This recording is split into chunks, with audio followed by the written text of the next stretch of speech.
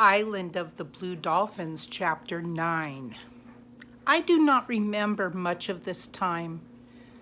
Oh, boys and girls, Kron has been through such hardships. She was left as the ship couldn't wait in those stormy waters, as she plunged herself into the sea to be with her little brother Ramo. She, in essence, said goodbye for the time being to her people on the ship, and they were happy to be rescued off the island and to go with these people to a place that Kimki said was good.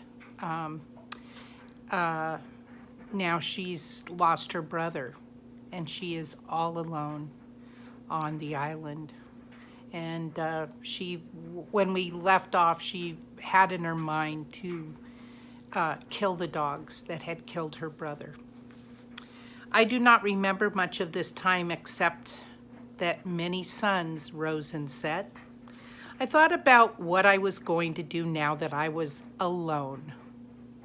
I did not leave the village, not until I had eaten all the abalones did I leave, and then only to gather more.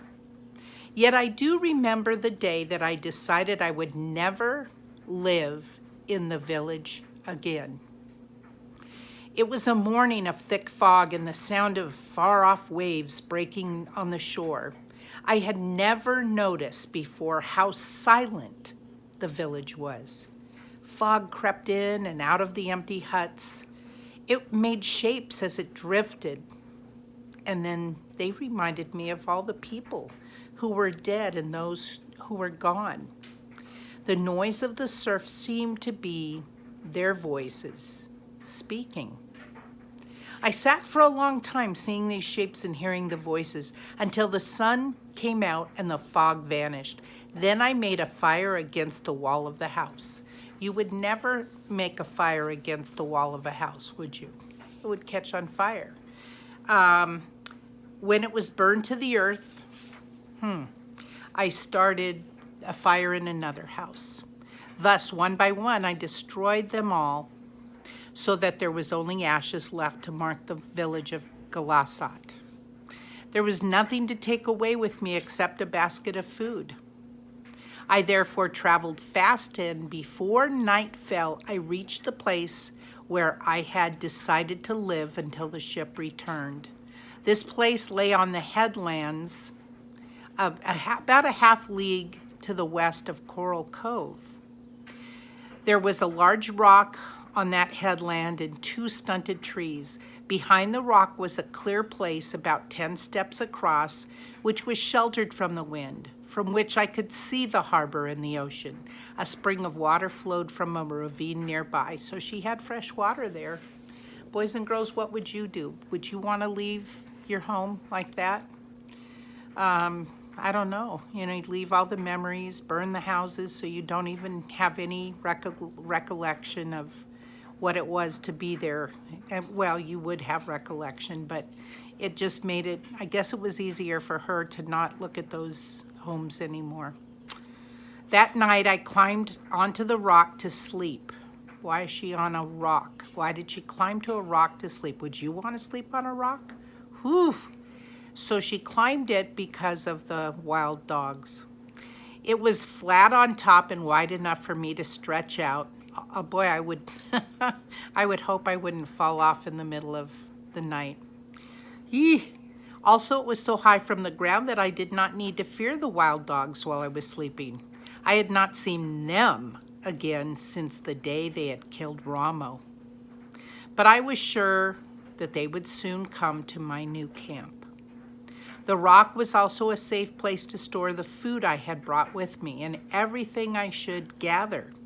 Since it was still winter and any day the ship would return, there was no use to store food. I would not need it. This gave me time to make weapons to protect myself from the dogs, which I felt would sometime attack me. I would want to kill them all one by one. I had a club. She did have a club that I found in one of the huts, but I needed a bow and arrows and a large spear. The spear which I had taken from the slain dog was too small. Remember, Ramo had gotten one spear into one of the dogs. It was good for spearing fish and little else. The laws of Galasat forbade, that means it's a no-no, the making of weapons by women of the tribe. So I went out to search for any that might have been left behind. She tried to obey those rules, and she needs weapons. So she's walking around the camp looking to see if there have been weapons discarded, weapons she could find, arrows and things of that nature. I went first to where the village had been, sifted ashes for spearheads. Finding none, I took to a place where the canoes were hidden, believing that weapons might have been stored there with the food and water, and I found nothing. Nothing in the canoes under the cliff. Then, remembering the chest the Aleuts had brought to shore, I set out for Coral Cove. I had seen that chest on the beach during the battle, but did not remember if the hunters had taken it and with them when they fled. The beach was empty except for rows of seaweed washed in by the storm. You've seen that on the beach when you're walking. The tide was out, and I looked in the place where the chest had lain. It was just below the ledge Ulape and I had stood on when we were watching the battle. The sand was smooth, and I dug many small holes with a stick. I dug in a wide circle, thinking that the storm might have covered it with sand. And near the center of the circle, the stick hit something hard, which I was sure was a rock. I mean, how would it be that you would find it, the chest after so long? I went deeper with my hands, and I saw it was the black lid of the chest. All morning I worked, moving the sand away. The chest lay deep from the washing of the waves, and I did not try to dig it out. I only wanted to raise the lid, so she's not trying to dig it and remove it from the sand. If Mrs. Jane found it, I would want to remove it because it'd be very old, and I'd love to see that whole chest. But anyway, as the sun rose high, the tide came rushing up the beach and filled the hole with sand, and each wave covered the chest deeper until it was completely hidden. I stood on the place, bracing myself against the waves so that I would not have to look for it again. When the tide turned, I began to dig with my feet, working them down, and then with my hands. The chest was filled with beads and bracelets and earrings of many colors. I forgot about the spearheads I had come for. I held each of the trinkets to the sun, turning them so that they caught the light. I put on the longest string of beads, which were blue, and a pair of blue bracelets, which exactly fitted my wrists. And I walked down the shore, admiring myself. Bless her heart. Can you imagine? Can you picture that? I walked the whole length of the cove. The beads and the bracelets made tinkling sounds. I felt like the bride of a chief as I walked there by the waves. I came to the foot of the trail where the battle had been fought. Suddenly I remembered those who had died there. The men who had brought the jewels I was wearing were fighting our men. I went back to the chest. For a long time, I stood beside it, looking at the bracelets and the beads hanging from my neck, so beautiful and bright in the sun. They do not belong to the Aleuts, I said. They belong to me. But even as I said this, I knew that I never could wear them. She remembers what the Aleuts did to her people. She cannot wear this stuff. One by one, I took them off. I also took the rest of the beads from the chest.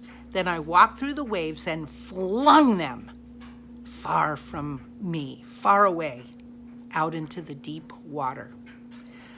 There were no iron spearheads in the chest. I closed the lid and covered it with sand. I looked along the bottom of the trail, but finding nothing there that I could use, I gave up on my search.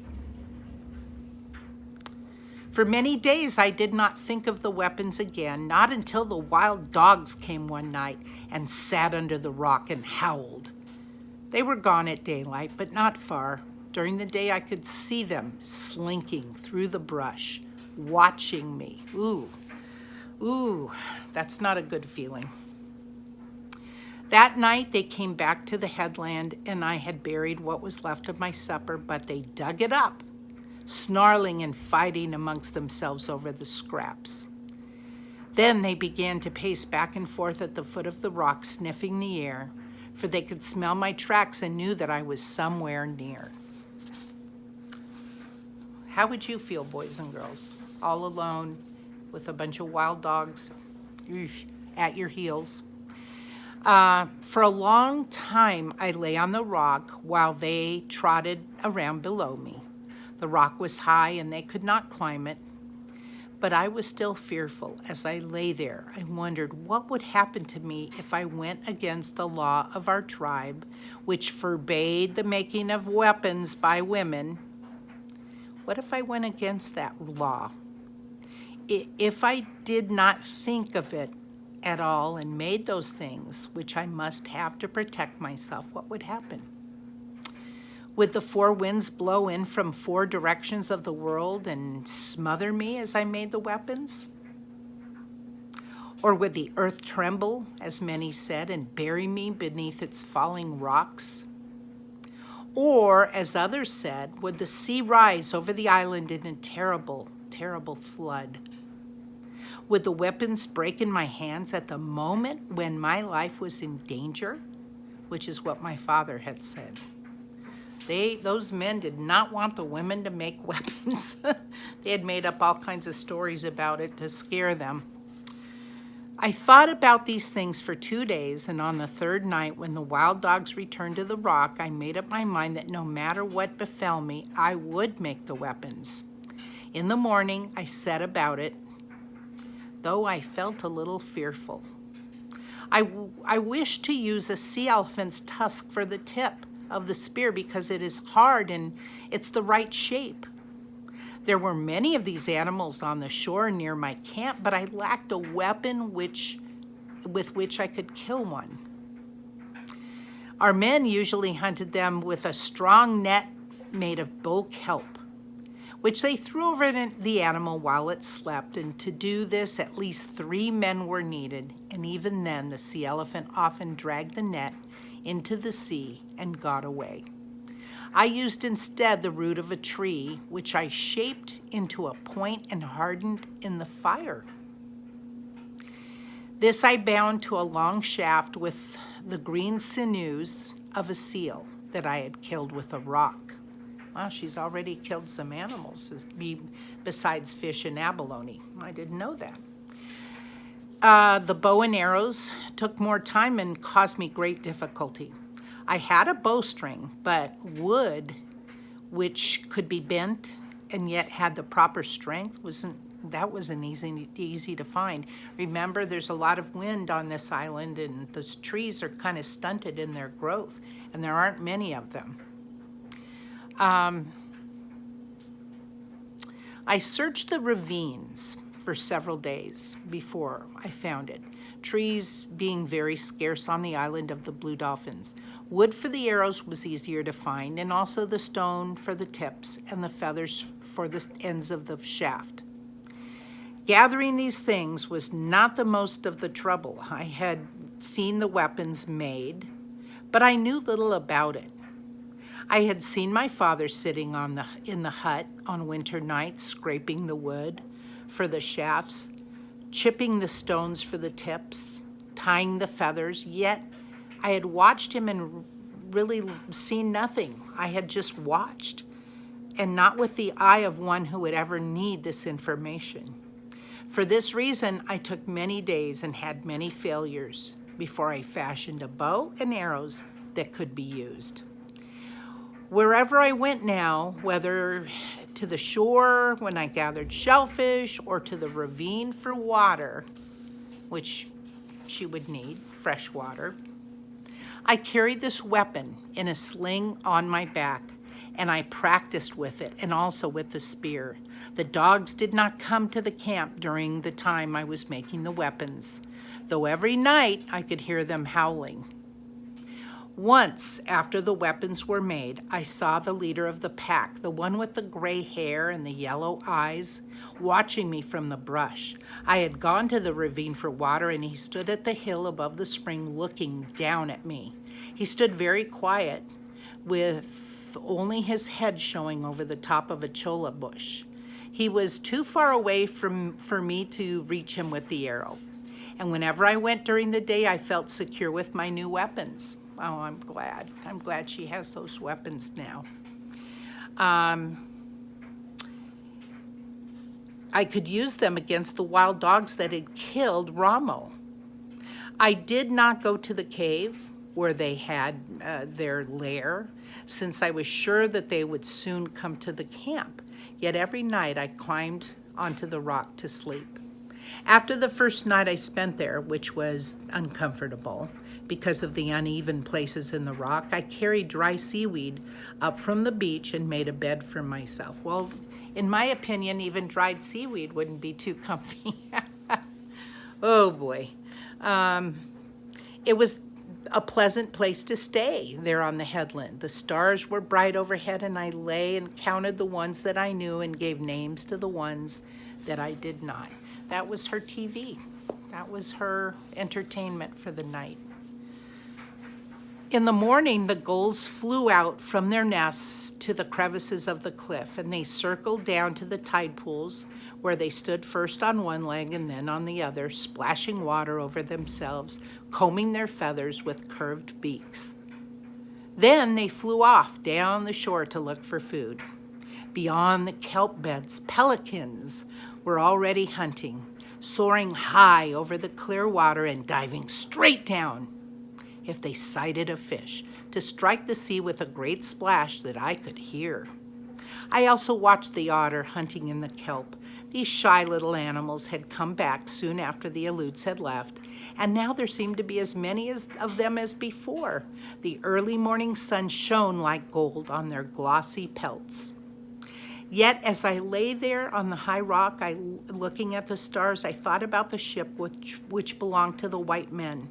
And at dawn, as light spread across the sea, my first glance was toward the little harbor of Coral Cove. Every morning, I would look for the ship there, thinking that it might have come in the night. And each morning, I would see nothing except the birds flying over the sea. When there were people at Glossop, I was always up before the sun and busy with many things. But now that there was little to do, I did not leave the rock until the sun was high, and I would eat and then go to the spring and take a bath in the warm water.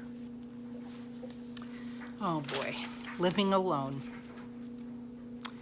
Afterwards, I went down to the shore where I would gather a few abalones and sometimes spear a fish for my supper. Before darkness fell, I climbed onto the rock and watched the sea until it slowly disappeared in the night. The ship did not come, and thus winter passed, and then the spring. Thank you for listening.